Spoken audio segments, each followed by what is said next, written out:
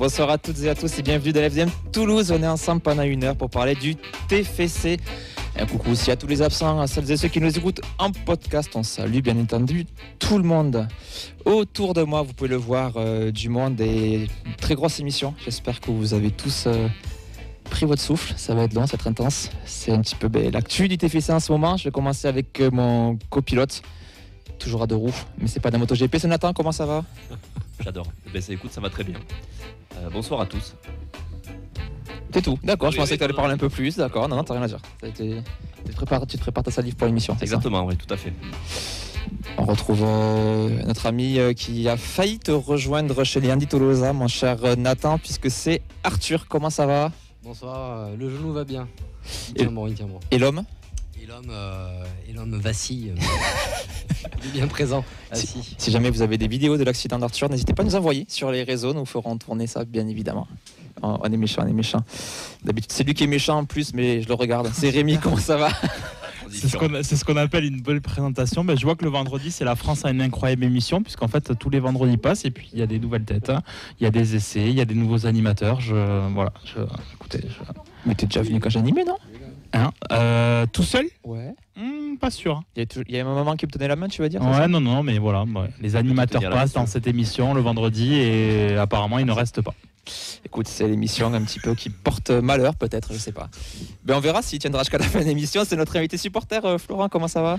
Bonsoir, merci, ça va très bien. Merci de m'inviter. Avec plaisir, écoute, ça fait un petit moment qu'elle a pas de supporter, donc on est quand même content d'avoir du monde. N'hésitez pas à venir comme lui. On verra à la fin de l'émission, on fera un bilan pour savoir si ça t'a plu, si jamais. Ok. Pour le moment, ça va. Pour le moment, ça va très bien. On a une passation actuellement à la technique audio. On va d'abord saluer Fred. Comment ça va, Fred? Très bien. En forme? Ouais, c'est bien. Et je suis bien. Et ta C'est champagne ce week-end, tout ça, je suis bien. On en parlera après. Ta co-responsable, ton auxiliaire, Nadia, est-ce qu'elle est là? Elle est là, ouais. Tu nous la présentes? Je sais pas. C'est qui me foirait toutes les transitions, le monsieur. Bonsoir Nadia, comment ça va? Bonsoir, je m'appelle Nadia. Alors, ça va. Et qu'est-ce vous? que tu vas nous chanter aujourd'hui? J'entends pas. Ah, t'as pas de retour? Le monsieur te demandait qu'est-ce que tu allais chanter? Il me demandait? Qu'est-ce que tu vas nous chanter aujourd'hui? Chanter. Je suis pas prête. L'émission va être longue pour tout le monde, je sens. Attends, on va saluer les absents d'abord. Vous savez démarrer une émission, vous. Ah oui, il est déjà 20h15 déjà, c'est long. Salut les absents, Sacha, son anniversaire. Donc bon anniversaire à notre cher Sacha, le deuxième meilleur animateur de la feuille de match. Bien prononcé, bravo. Merci, je m'entraîne chaque semaine. Surtout quand il est absent, j'aurais beaucoup plus facile à le dire. Mathilde, Clément, Ben, Camille, Oxens, Mehdi, Elliot. Je sens que j'ai oublié quelqu'un. Par hasard, tous les supporters de Lyon. Oui, ça va là. Ils sont en deuil actuellement. On les salue depuis leur cellule psychologique. Au programme, les actus TFC. On va parler abonnement avec toi, Nathan, avec ta casquette de président des Andy Tolosa. Adhérer. J'ai que ça à dire. Venez. On aura aussi le débat avec les rumeurs de Rouen TFC. On aura Hugues Sionis, le journaliste de l'équipe, qui sera avec nous par téléphone pour un petit peu parler de tout ça. Et on aura la présentation de Reims TFC avec Valentin de Reims Media Football. Et on terminera en espérant avoir le temps avec l'interview supporter de Florent. Et sinon, tu reviendras une seconde fois. Avec grand plaisir. C'est le ticket magique. Vous pouvez réagir en direct en commentaire sur Twitter, sur le live, sur le Facebook Live aussi, celui de Radio Occitania, live sur Twitch, en live sur YouTube. On salue les quelques personnes connectées. J'ai vu Henri, Freefly et aussi Tokos qui salue Florent. Donc je pense que tu avais raison, tu as bien ramené bien 3000 personnes. Ouais, sauf que Tokos c'est mon compte, donc je pense que c'est ma femme qui s'est mise sur. Eh bien, on la salue. Allez, si vous pouvez appeler au 0561 80 40 40, Nadia se fera un plaisir de vous répondre. Et si tout le monde est prêt, c'est parti pour la 366e émission. Est-ce qu'on est la meilleure tribune du championnat? Mais oui, je veux dire qu'on est la meilleure tribune du championnat. Allez, on va rentrer directement dans le vif du sujet puisque cette semaine, Nathan, tu as assisté à la réunion dirigeants supporters pour l'organisation de la campagne d'abonnement pour les groupes de supporters pour la saison prochaine. Qu'est-ce que tu peux nous en dire de cette réunion? Alors la bonne nouvelle déjà, c'est que les tarifs sont gelés. Voilà, grande nouvelle. On savait que l'an dernier, c'était quand même un sujet épineux qui a fait pas mal parler. Donc le club a choisi cette année de jouer la sécurité et de ne pas augmenter ses tarifs pour ses abonnés. Donc l'autre nouveauté également, c'est que les matchs féminines seront payants pour la saison prochaine, qui a été défendu par donc Damien Comolli directement, en nous disant que ça permettra de payer, de financer la section féminine et de la développer. Du côté des changements, il y a eu donc il y aura des avantages abonnés compris dans l'abonnement qui correspondent à ce qu'on avait l'an dernier avec le pass Viola. On sait que le pass Forza Viola était compris dans l'abonnement groupe l'an dernier. Cette année, ce sera l'équivalent d'un pass Viola, donc c'est-à-dire avec des remises à la boutique, des tarifs sur les matchs de coupe, des tarifs sur les matchs de la section féminine. Et le club a remplacé donc le Forza Viola par un pass premium. Voilà. Ça s'appelle plus Forza Viola. C'est l'échange de Galaxy, là. Pass premium, Déjà. qui lui, ce pass premium, ne sera pas compris dans l'abonnement groupe. Et donc ce sera à 30 € pour tout le monde. Qu'on passe par un groupe, c'est un supplément tout à fait. Qu'on passe par un groupe ou qu'on passe par un abonnement grand public, il faudra souscrire à ce pass premium qui, donc de mémoire, je mets ce que j'avais en tête. Je peux dire des bêtises, ce sera à revérifier quand il y aura la campagne d'abonnement. Mais de ce que je me souviens, c'était remise de 10% à la boutique, premier match de coupe à domicile offert.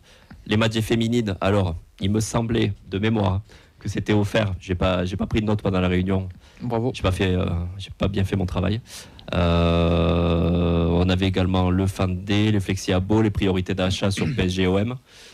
Il me semble que c'était aussi des soirées un peu vernissage où il proposait d'être intégré Oui, le directement. moins premium en dehors du simple Fan Day. Oui, c'est ça, c'est d'être intégré, comme il disait, davantage dans la famille TFC, comme il disait, voilà, avec des avantages un peu premium.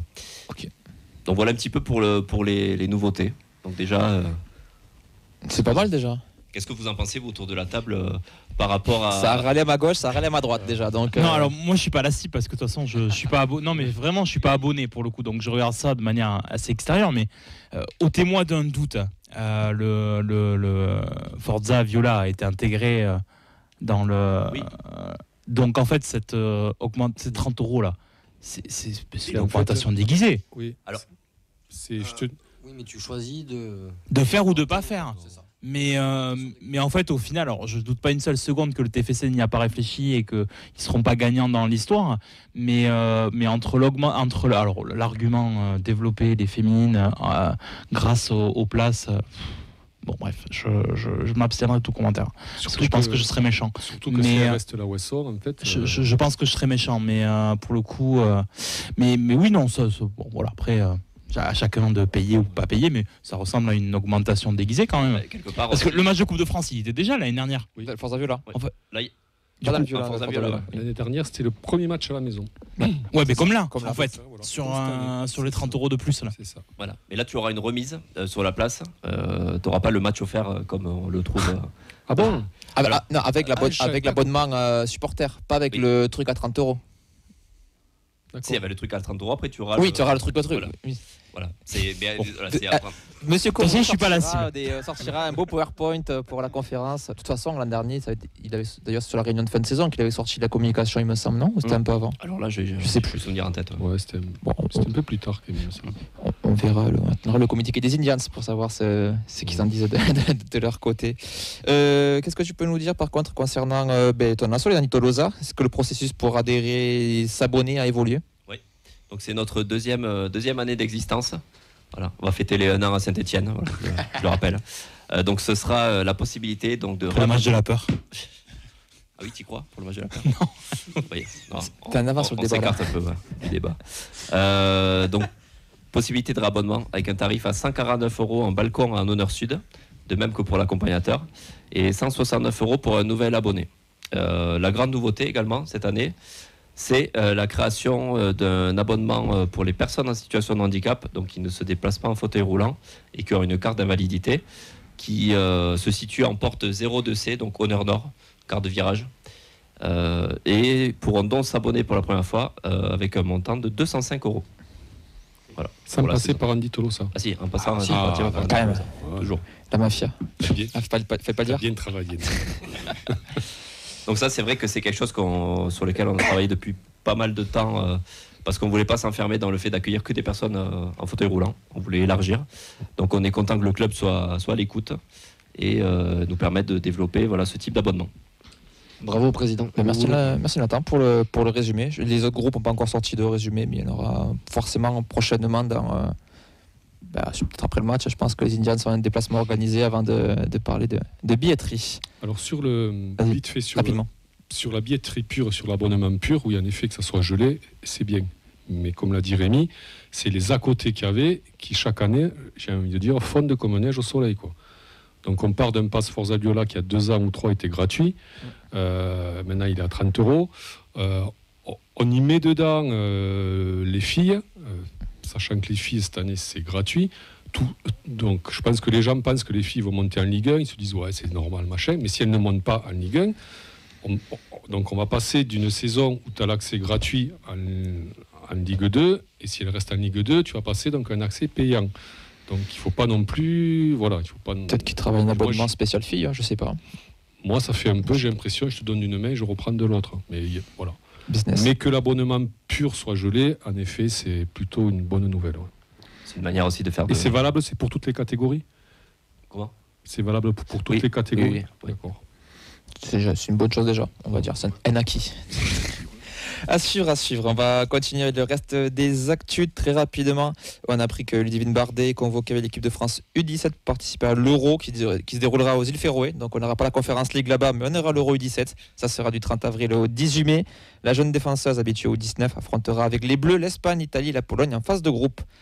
On a aussi lundi le gros événement, c'est le Fan Day. Le programme est sorti sur le site du TFC. Des activités autour du stadium de 13h30 à 17h30, dont un concours de commentateurs sportifs. Donc j'espère vous y voir, messieurs, dames de la feuille de match. Des quiz, j'espère aussi vous y voir. Et il y aura aussi des mini-conférences avec des acteurs du TFC, comme j'ai vu Galtier, il me semble. Je crois qu'il y a la préparatrice physique qui en fera aussi.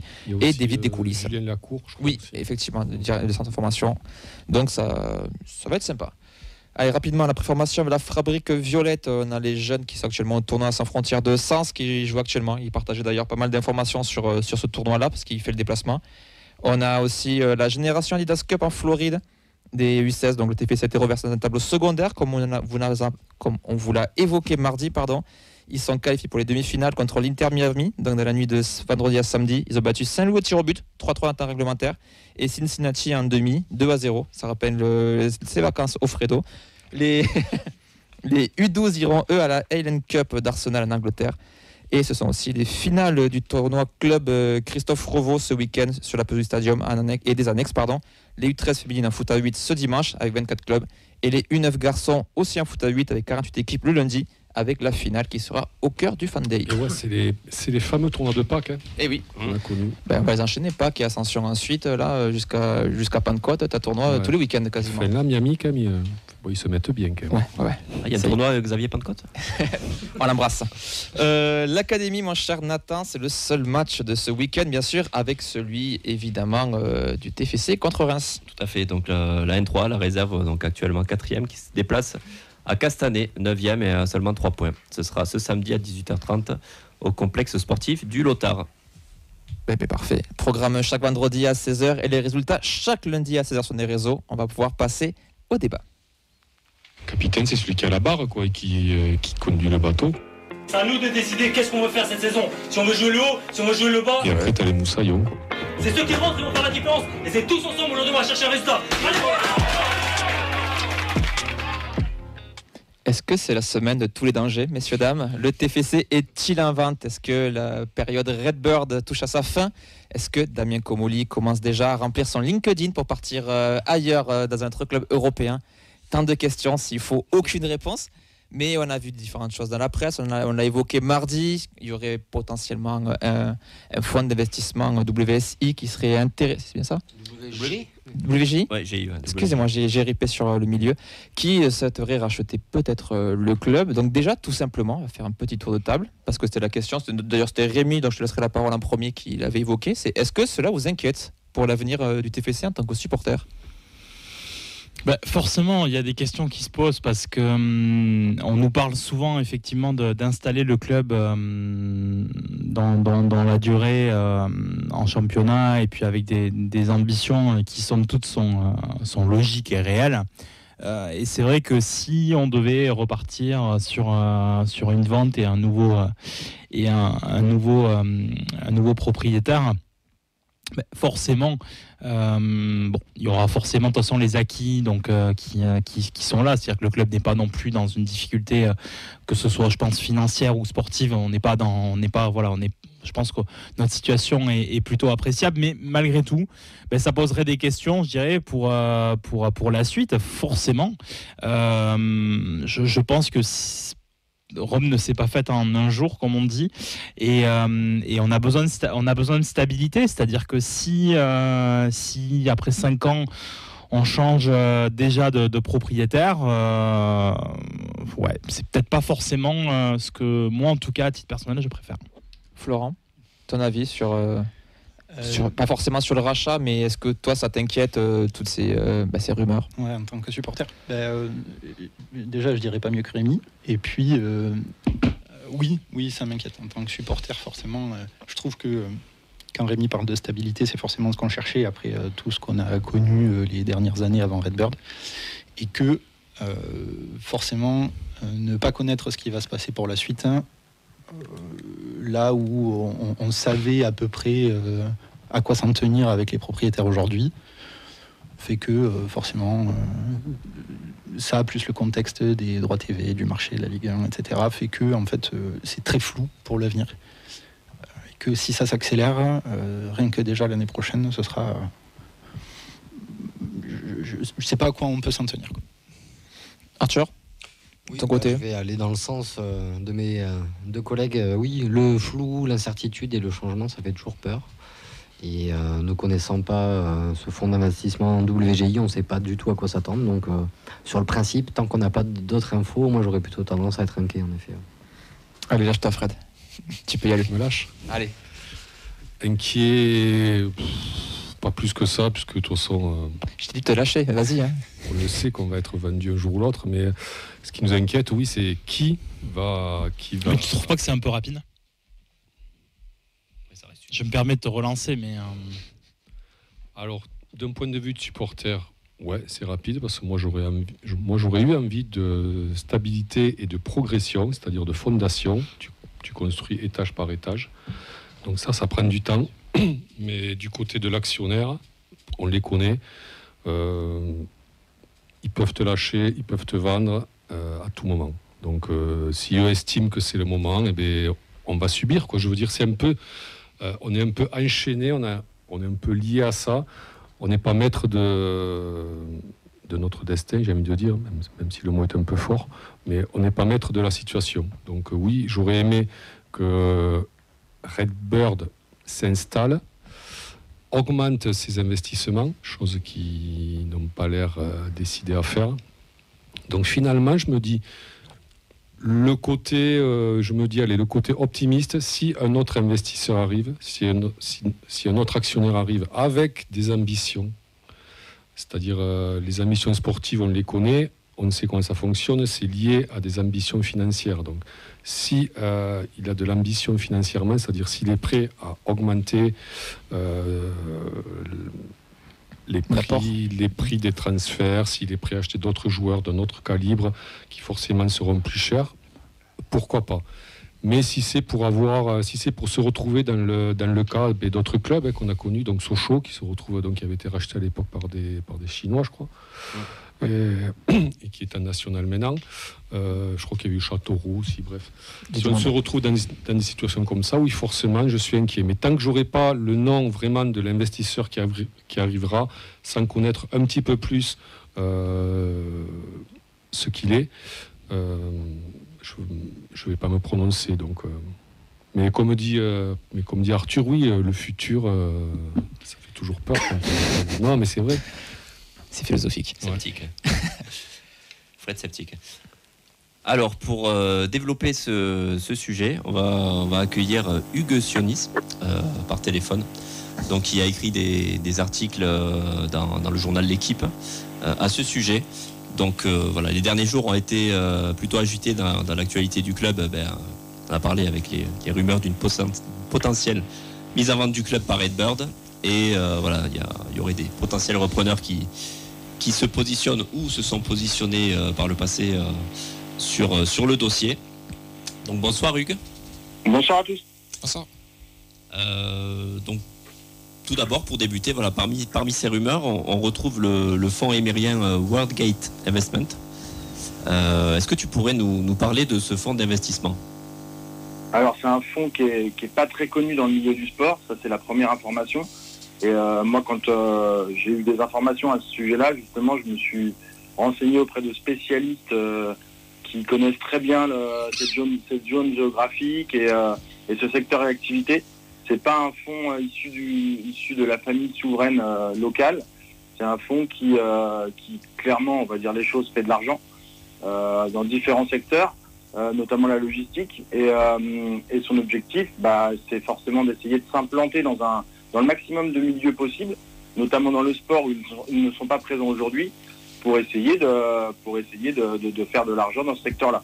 Donc du coup, ils se sont rapprochés de plusieurs personnes qui pouvaient les intégrer dans ce milieu-là. Il y a notamment Paul-José Mpoku, qui est un joueur congolais, sur lequel on a travaillé aussi cette semaine. Moi, je l'ai eu directement au téléphone. Il m'a raconté un petit peu son rôle central dans ce projet-là. Mais il a tout de suite temporisé sur l'approche du fonds avec lequel il travaillait pour un petit peu calmer tout ce qui se passe autour de Toulouse ces derniers jours, parce qu'effectivement, c'est très agité, contrairement à ce à quoi on avait été habitué, même si l'année dernière, il y a un peu plus d'un an, il y avait déjà eu un petit emballement médiatique à ce sujet-là. Il a tout de suite temporisé pour me dire que c'était juste des approches informelles, c'est-à-dire qu'ils tâtent le terrain. Ils tâtent le terrain parce qu'ils ne sont pas habitués justement à mettre les pieds dans le football et dans le sport professionnel. Et Toulouse n'est pas le seul club qu'ils ont contacté dans la perspective d'un possible rachat, d'un potentiel rachat. Donc après voilà, ça c'est sa posture. Est-ce qu'ils sont allés vraiment très loin dans les négociations ? On sait qu'en tout cas ils ont pris contact avec la banque d'affaires moéliste américaine qui est chargée d'une possible vente. Mais pour l'instant, ce fonds-là, qui n'est pas spécialisé dans le sport encore une fois, et ça c'est très important de le rappeler, puisqu'ils n'ont pas l'habitude, ils n'ont pas les codes, s'entourent des personnes concernées, des personnes qui sont expérimentées pour voir si cette transaction serait possible. Est-ce que tu pourrais donc nous parler de l'état actuel des discussions entre Redbird et, je vais les appeler WGI, ça ira plus vite. Et est-ce qu'il y a eu des avancées concrètes depuis les dernières informations Depuis le début de semaine, non. Depuis le début de semaine, non. Parce qu'encore une fois, Redbird n'est pas pressé. Redbird est à l'écoute des possibles offres de rachat, mais l'objectif, c'est pas de se précipiter et de brader le club. Ils l'ont acheté pour un peu moins de 11 millions en 2020. C'était une super affaire à l'époque. Aujourd'hui, vu ce que le club est devenu et attendu du fait qu'ils ont remporté des titres, que le public est revenu au stadium, qu'ils ont mis en place une politique marketing qui fonctionne, que le club est bien géré financièrement par Damien Comolli et ses équipes. On l'a vu lors du dernier rapport de la DNCG, le club est dans le vert. Redbird n'a aucune raison de se précipiter sur la moindre offre venue. D'ailleurs, des offres, il y en a déjà eu. Enfin, pas des offres, des approches, pardon. Des approches, il y en a déjà eu par le passé. Donc là, celle de VGI, c'est celle que nous, on a sortie parce que voilà, il trouve que j'ai cette information-là, je l'ai corroborée par plusieurs sources et il trouve que c'est intéressant de savoir que ce club-là intéresse. Mais potentiellement, il y en a plein d'autres, en fait. Encore très récemment, et c'est ce qui est étonnant, on a appris par l'intermédiaire d'un média américain qui appartient à la galaxie Redbird qu'un joueur de football américain, un ancien joueur de football américain, a failli aussi acheter le club l'année dernière. En tout cas, c'est renseigné. Donc Toulouse intéresse. Aujourd'hui, il n'y a pas eu d'avancée concrète depuis que j'ai sorti l'information, parce que ça se trouve, l'info, elle datait de quelques jours, quelques semaines aussi, elle n'était pas non plus immédiate. Donc je pense que la fin de saison va se finir tranquillement. Et puis peut-être que cet été, il y aura des avancées, ou peut-être pas. C'est très compliqué, ça prend un temps fou, ce genre de dossier-là.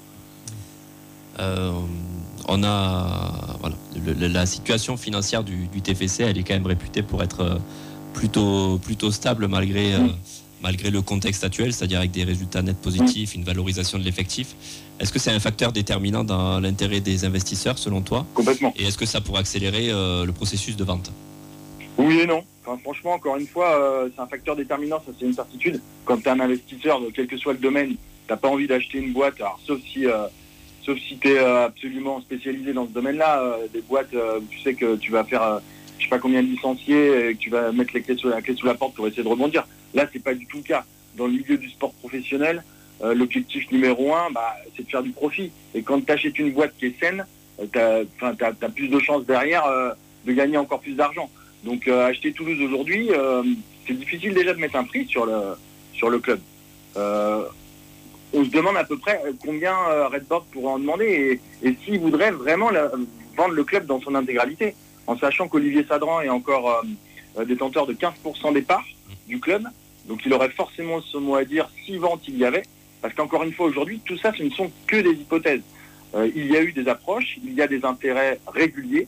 Le président l'a dit encore l'année dernière, en fin de saison, lors de l'une de ses dernières prises de parole publique, parce que cet hiver, il n'a pas parlé, contrairement à d'habitude, ce qui n'est pas anodin à mon sens. Il se passe pas mal de trucs autour du club. Aujourd'hui, savoir combien le club serait vendu, probablement aux alentours de 50, voire un peu plus. Moi, je ne me risquerais pas à donner un chiffre précis parce que c'est vraiment très complexe. Il y a plein d'éléments qui rentrent en ligne de compte. Et voilà, c'est aussi l'offre du marché et de la demande.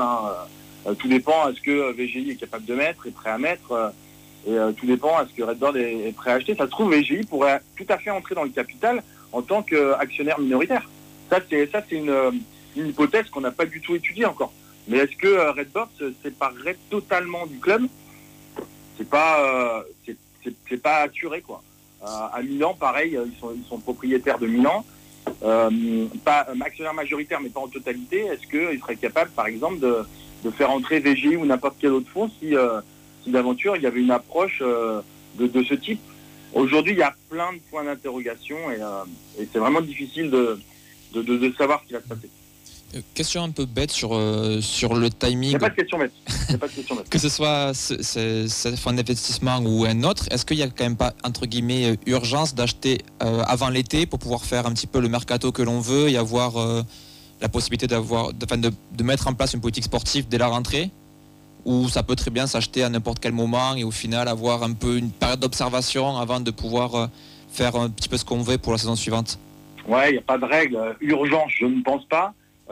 Ce serait mieux, c'est sûr. Enfin, moi, personnellement, j'ai jamais participé à une offre de rachat d'un club, mais c'est vrai que pour suivre ce dossier-là d'un peu plus près ces dernières saisons, quand un club quand un club prépare une saison et qu'il n'a pas tous les éléments, notamment financiers, dont il va pouvoir disposer, c'est plus compliqué. On a vu avec Saint-Étienne l'année dernière que, si je me trompe pas, les Canadiens sont arrivés un peu avant la fin de saison, c'est ça, hein. Et ils n'avaient même pas tablé sur une montée du club en Ligue 1, en fait. Ils voulaient acheter le club alors qu'ils étaient quasiment sûrs qu'il allait rester en Ligue 1. Il se trouve qu'il y a eu la bonne surprise qu'en barrage, ils accèdent à la Ligue 1.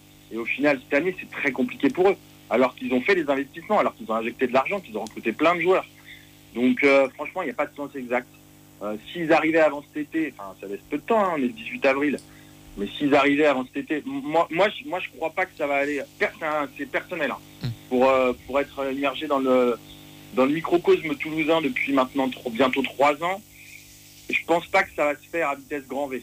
Ce genre de dossier-là, ça prend un temps fou, et encore plus avec une boîte comme Redbird qui a l'habitude, qui n'en est pas à son coup d'essai. Ils vont vraiment peser le pour et le contre au moment où ils choisiront s'ils décident de vendre. Mais après, c'est clair que s'il y a un timing préférentiel, oui, je dirais même avant la fin de saison. Avant la fin de saison pour pouvoir prendre le temps de préparer la suivante. Donc là, ça voudrait dire dans les semaines qui viennent, et non pas dans les mois qui viennent. Moi ça, j'y crois pas. Après, je peux être totalement à côté de la plaque, hein. Mais d'après ce qu'on m'a dit à propos de l'approche et de l'intérêt manifesté par VGI, ou alors je me trompe, mais ça n'a pas l'air d'être énormément avancé, quoi. Pour terminer, on aurait une question sur l'approche, en fait, de qu'est-ce Qu'est-ce qui fait que l'approche de VGI elle est différente des précédentes?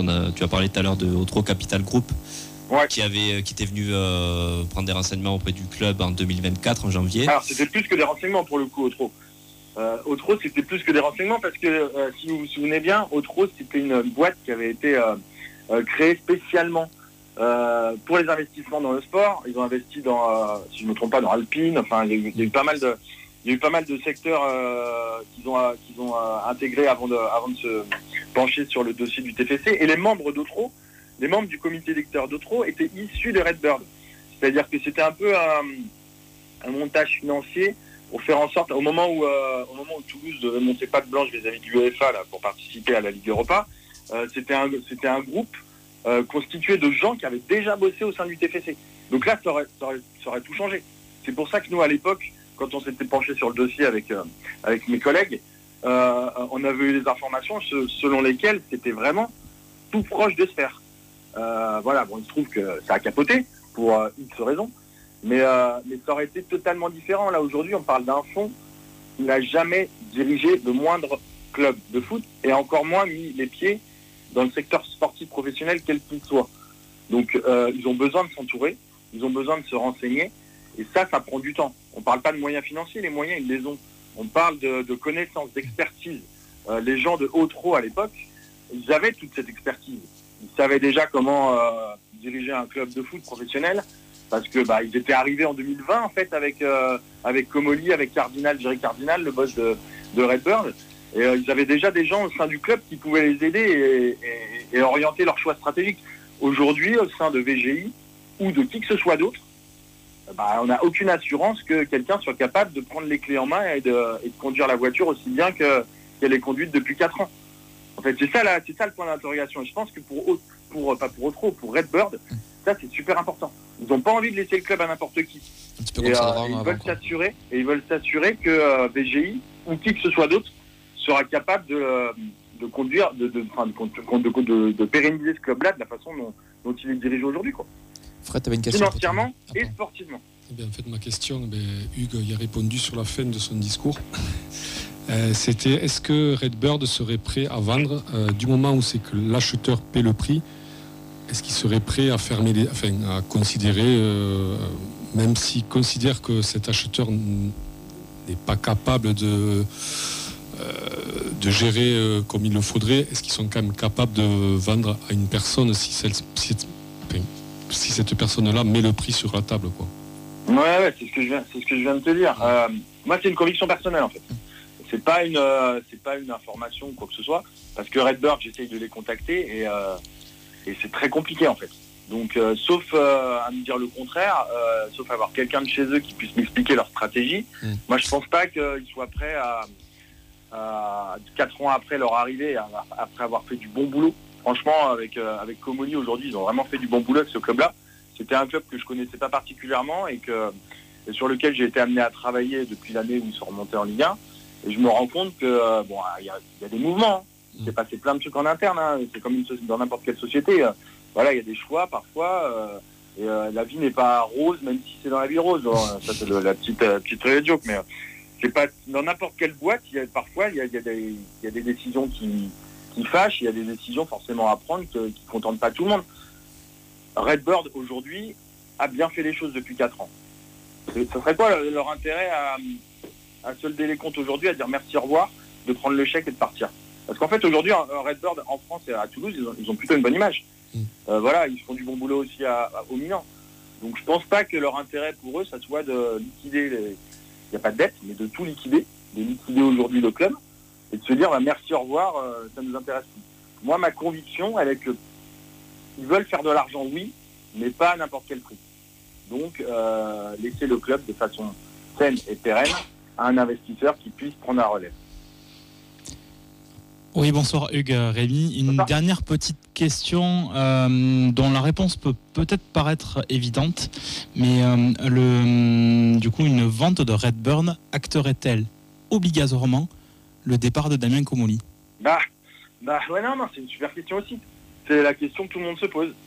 Damien Comoli, voilà, il a des liens très forts avec Redbird depuis le début, mais globalement, c'est quelqu'un qui a une expérience Il y en a très peu des gens comme lui qui ont une telle expérience dans le football français aujourd'hui, et je dirais même dans le football européen, parce qu'il est passé dans plein de clubs, dans lesquels il a appris son métier. Et aujourd'hui, cette expérience, cette expertise, il pourrait pas l'exercer dans n'importe quel club. Lui, son objectif, c'est de mener le TFC le plus haut possible. Alors, il y a eu la Coupe d'Europe l'année dernière, il y a déjà eu 2 titres, ce qui n'est pas rien. Est-ce qu'il accepterait aujourd'hui je pense pas qu'il ait son mot à dire dans l'histoire, parce que c'est Redbird qui décide. Mais le prochain actionnaire majoritaire, s'il y en a un, il pourrait tout à fait décider de mettre ses pions sur l'échiquier et de dire Monsieur Comolli, ok, vous avez fait du bon boulot, mais on n'a plus besoin de vous. Ce qui souvent se passe dans beaucoup d'entreprises en termes de rachat. Ouais, je pense qu'aujourd'hui, Damien Comolli dans l'échiquier actuel du TFC est essentiel. Après, tout dépendra de quel repreneur se positionne et avec qui il arrive. Si c'est un fonds comme VGI, ils ont tout intérêt à garder Comolli. Oui. Je vois pourquoi ils iraient prendre quelqu'un d'autre alors que lui, il est sur place, il a fait du super job, Surtout s'ils il connaît ont tout le monde. Alors voilà, peut-être que sa personnalité ne plairait pas parce que il n'a pas que des amis. Il n'a pas que des amis et voilà. Peut-être que ça pourrait ne pas coller. Mais si c'est VGI, il y a quand même Mpoku qui est chargé du foot chez eux, qui l'a déjà rencontré. C'est quelqu'un qui est pas proche de lui, mais bon, ils se connaissent et ils ont confiance l'un dans l'autre, même si c'était il y a des années à Tottenham. Je vois pas pourquoi Comolli partirait. Après, si c'est un autre repreneur potentiel, un autre actionnaire majoritaire qui venait, là, ça changerait tout. Ça changerait tout parce que imaginez que ça soit un investisseur qui s'y connaît dans le milieu du sport. Et ben là, on peut tout à fait penser qu'il irait chercher quelqu'un d'autre pour faire table rase du passé. Merci beaucoup Hugues pour les éléments de réponse que tu nous as apportés parce qu'on est un peu dans le flou nous en tant que supporters. Complètement, ouais. Mais moi aussi, je vous cache pas que moi aussi. C'est pas évident à se positionner dans ce genre de dossier, mais ça fait partie du métier et ça fait partie surtout de ce sport qui nous passionne tous. Donc on va suivre ça de très près. On lira tes articles dans l'équipe. On a noté tes prédictions, si elles sont justes, on te rappelle de suite pour les chiffres du loto ensuite. Allez, bonne soirée. Merci beaucoup, bonne soirée. Ciao. Allez, très rapidement, avant de passer à la présentation de Reims, au final, on a quand même quelques réponses, puis quelques éléments qui vont plutôt dans notre sens. Au final, ça peut être aussi qu'un coup parmi d'autres, peut-être que c'est qu'un nom qui est sorti parmi d'autres. Donc, à suivre. On l'a eu en 2020 aussi, c'est-à-dire au moment où on est repris par Redbird. Il y a toutes ces questions-là qu'on se posait déjà sur à qui on va être cédé. Est-ce qu'il y aura une implication moi je rejoins beaucoup Fred dans l'inquiétude et dans la question que tu as posée tout à l'heure. Moi, je me demande, c'est quelque part il y avait la sécurité d'Olivier Sadran à l'époque qui avait permis de lancer les négociations avec Redbird et qui nous avait épargné quand même d'être vendu à Chienlit par exemple. Je ne sais pas si vous vous souvenez qui avait par la suite racheté la S Nancy Lorraine et on voit où ils ont fini aujourd'hui. Ça va, il y a pire. Mais il y avait cette sécurité-là de se dire effectivement Olivier Sadran était viscéralement attaché au club.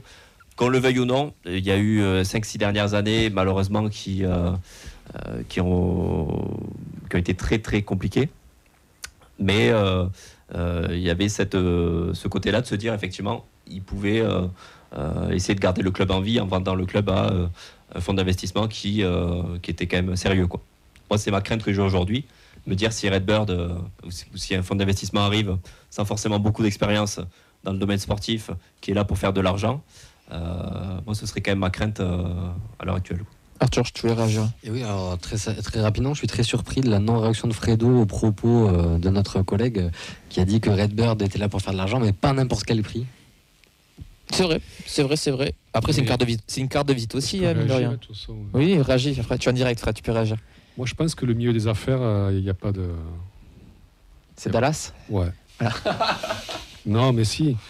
L'image que j'ai, moi, du milieu des affaires, c'est qu'il n'y a pas de sentiment. Donc, alors, j'ai pas trop relevé ce qu'a dit Hugues, mais moi, je serais moins sûr que lui, quoi. Et puis le contexte... Moi, je pense que sincèrement, si Redbird veut vendre et que la personne en face met le prix, ben, Redbird, il vendra. Après, il a dit, c'est vraiment un ressenti personnel. Hein. C'est un pari qu'il prend, c'est pas du tout la réalité. Mais c'est surtout qu'il Il y a un contexte économique en France et un contexte du foot français qui est très compliqué, qui arrive au moment où il y a des discussions aussi. Donc on se dit, est-ce que Redbird n'est pas aussi pas dans l'urgence, mais de se débarrasser plus vite du club. Là où on peut se poser la crainte. peut-être des questions, c'est si on reprend le fil de ces derniers mois, il l'a dit, Hugues, c'est l'absence de Damien Comolli quand même sur la scène médiatique ces dernières semaines, ces derniers mois.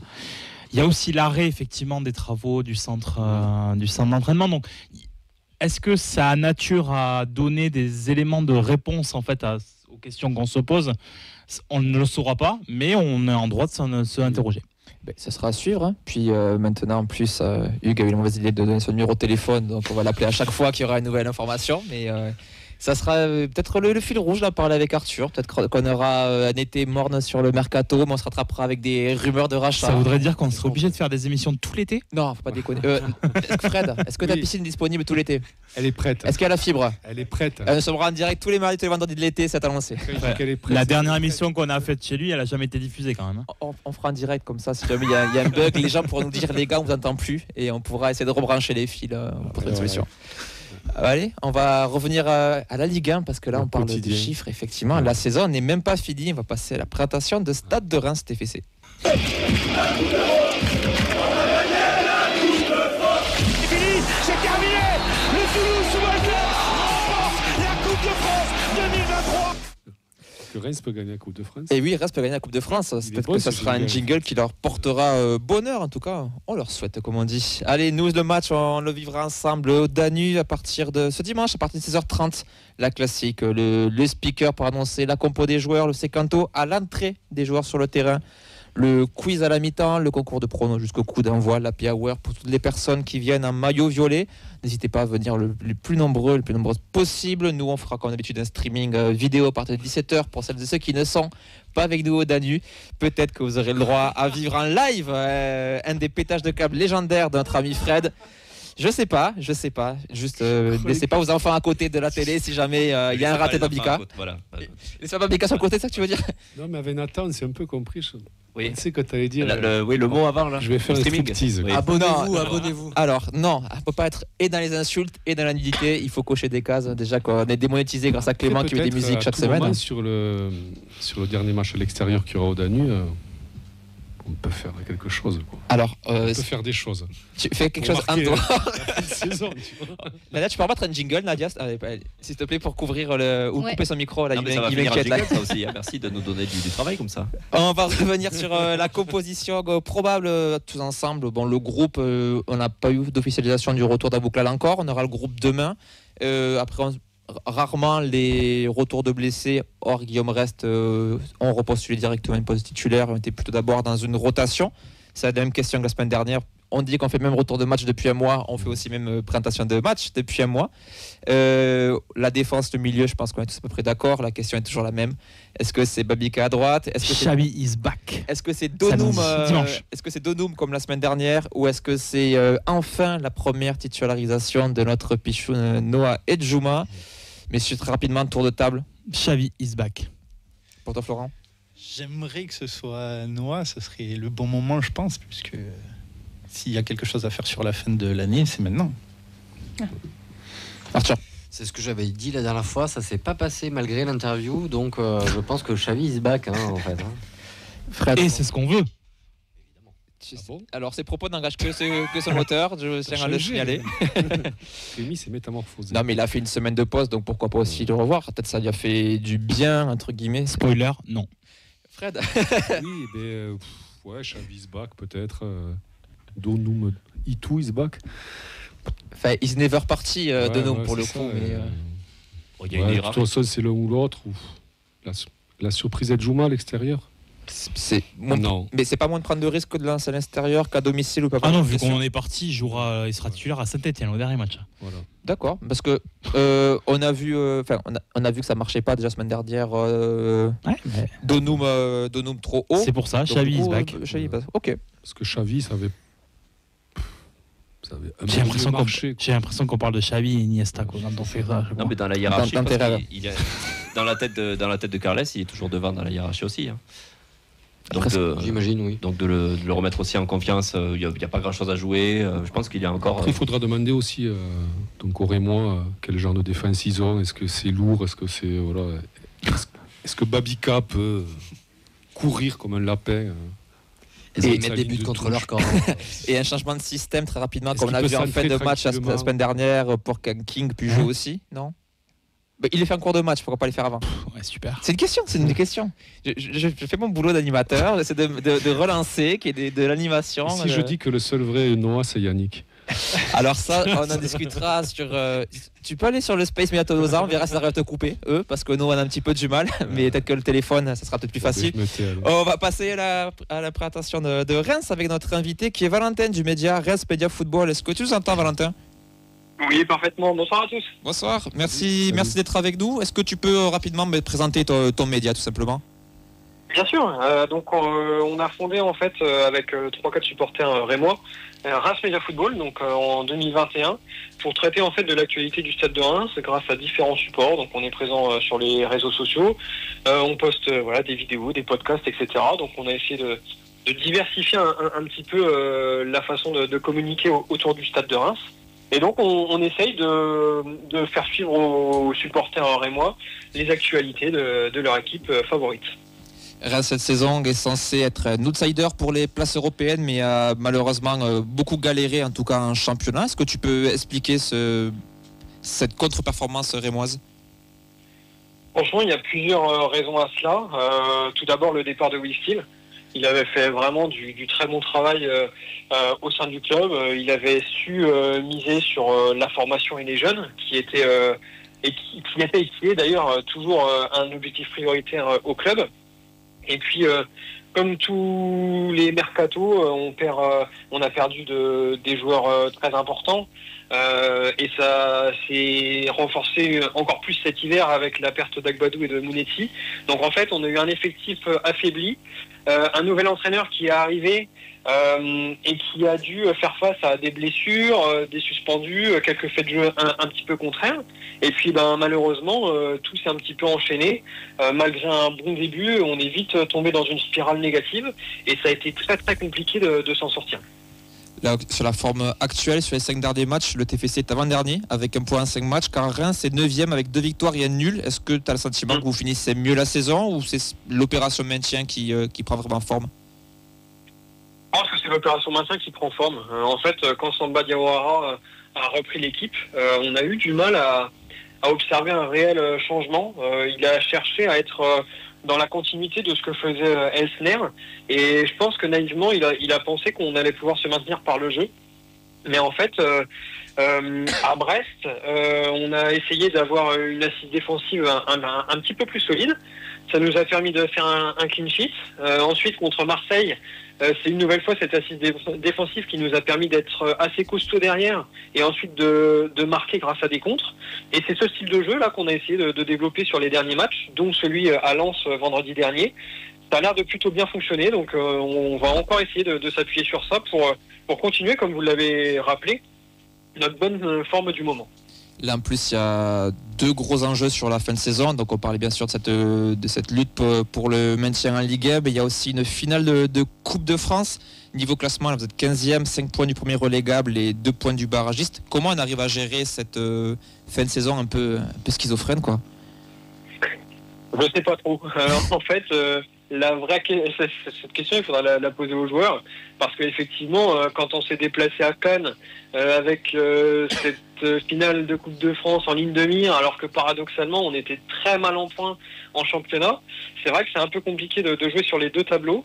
L'avantage maintenant, c'est que voilà, la date de la finale est fixée, on rencontrera le Paris Saint-Germain, donc on n'est clairement pas favori sur ce match-là. Donc je pense que tout le monde est concentré sur ce championnat, sur cet objectif de maintien.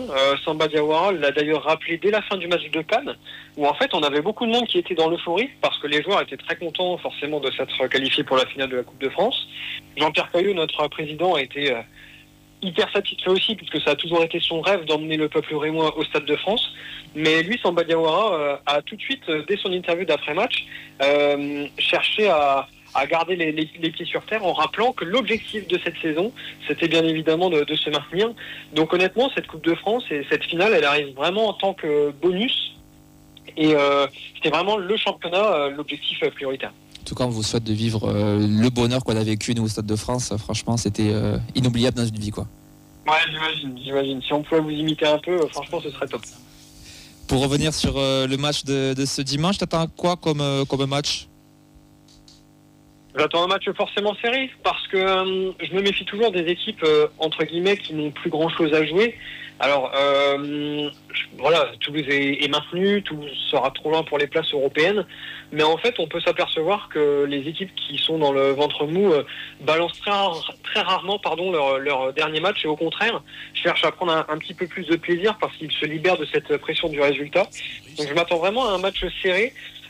Malgré tout, je donnerai un petit avantage aux Rémois, et c'est pas forcément mon côté supporter qui parle, mais comme vous l'avez rappelé sur la dynamique actuelle, je pense que Reims est supérieur. Sur l'enjeu, Reims a suggéré quand même les dernières la pression en fait qui était sur cette équipe, parce que quand on se déplace à Lens la semaine dernière, on est quand même pour la première fois de la saison en position de barragiste, et on réussit justement à aller chercher ce résultat. Là, une nouvelle fois, notre objectif, ça va être de valider ce résultat obtenu à Lens, d'aller chercher une victoire face à Toulouse. Et cette équipe a les épaules, je pense, assez solides, et les nerfs aussi, pour obtenir ce résultat contre Toulouse. Donc malgré une opposition assez disputée, je pense que Reims peut l'emporter grâce à ce surplus de motivation. Est-ce qu'il y a des absents côté rémois ce dimanche ? Alors honnêtement, il y en a. Mais le souci des conférences de presse au Stade de Reims, c'est que le petit jeu des dernières semaines consiste à brouiller un petit peu les pistes. Pour vous donner un exemple simple, alors il y a 2 semaines, lors du match face à Strasbourg, Mamadou Diacon est annoncé forfait et probablement pas dans le groupe. Résultat, il est dans le groupe. Il entre même dans la dernière demi-heure de jeu. La semaine dernière, on annonce Siebatcheux disponible pour 20-30 minutes maximum. Au final, il est titulaire. Donc, je peux vous donner la liste des absents, parce qu'aujourd'hui, la conférence de presse a eu lieu et les incertitudes sont là. Donc, Siebatcheux est incertain, Diacon est toujours incertain, Ibrahim est incertain, et Okumu également. Mais concrètement, la seule vraie absence donc par rapport à ces dernières semaines, c'est la suspension de Gbané. Voilà, lui, on est sûr qu'il ne sera pas. Il ne jouera pas. Là, il n'y a pas de doute, mais vraiment, j'insiste, c'est le seul point sur lequel vous pouvez avoir des certitudes. Pour tous les autres joueurs qui sont annoncés, pas forcément à 100%, pas forcément disponibles, etc., faut se méfier parce que concrètement, on s'est vite aperçu que ça voulait pas dire grand-chose, tout ce qui était annoncé lors des conférences de presse. Il devrait être titulaire, du coup. On aura la surprise à dimanche, ouais. Ouais, c'est ça, franchement, la surprise, vous allez l'avoir, et nous aussi. Donc, on s'attendait pas forcément la semaine dernière à voir Sekine en défense centrale avec cette défense à 5. Enfin, honnêtement, on est autant surpris que nos adversaires lorsqu'on voit la compo du Stade de Reims à 1h du coup d'envoi. Bah écoute, sur moi, c'est l'effet de surprise pour le coup. Il est plus excitant voilà, que pensé, ce match. C'est ça. C'est quoi vous pourrez pas dire que je vous l'ai pas bien vendu. C'est ça. C'est quoi les points forts et les points faibles de cette équipe, surtout dans la dynamique actuelle ? Dans la dynamique actuelle, ce qui marche très bien, et donc je vais commencer plutôt par les points positifs, c'est cette solidité défensive, parce que malgré le fait que Diouf est sorti 14 arrêts face à Lens, on a quand même une équipe qui se bat, une défense solidaire, tout le monde fait les efforts. Ça commence des attaquants avec beaucoup d'efforts, des ailiers de Siebatcheux par exemple à Lens. Donc on a vraiment une équipe solidaire qui cherche à rester en bloc pour essayer d'être solide défensivement. Et pour continuer sur les points positifs, le schéma de jeu qui a été mis en place par Samba Diawara lors des derniers matchs, qui est basé sur la contre-attaque, fonctionne très très bien. On l'a vu face à Marseille, où sans vous dire de bêtises, on doit passer 4 fois la ligne médiane et on marque 3 buts. On l'a vu à Lens la semaine dernière, où le schéma est exactement le même. Je crois qu'on a 3 occasions, on réussit à en mettre 2. Et ce sera encore le cas face à Toulouse, où je pense qu'on va attendre. On va laisser les Toulousains avoir le ballon et attaquer, et on va encore procéder en contre. Par contre, au niveau des points faibles, ça se situe un petit peu dans les autres secteurs de jeu qu'on n'a pas cités, donc notamment au milieu de terrain et en attaque. où en fait tout le monde à ces postes-là manque un petit peu de créativité. On a Ito par exemple qui est clairement en baisse sur ces derniers mois, alors que pourtant je suis prêt à parier que quand on parlait du Stade de Reims la saison dernière ou même en début de saison, Ito était l'un des dangers qui était toujours cité. Au milieu, c'est pareil. En fait, on a souvent Atangana qui est laissé titulaire, alors que pourtant, il est clairement moins flamboyant qu'en début de saison.